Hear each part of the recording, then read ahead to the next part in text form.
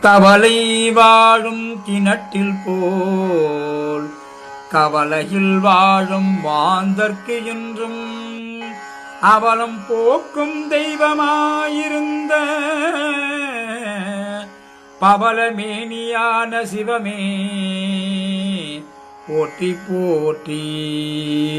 ஓம் சிவாய நம. ஓம் கவலை வாழும் கிணற்றில் போல் கவலையில் வாழும் மாந்தர்க்கு எல்லும் அவலம் போக்கும் தெய்வமாயிருந்த பவளமேனியான சிவமே போற்றி போற்றி. பவளமேனியான சிவமே போற்றி போற்றி. ஓம் சிவாய நம.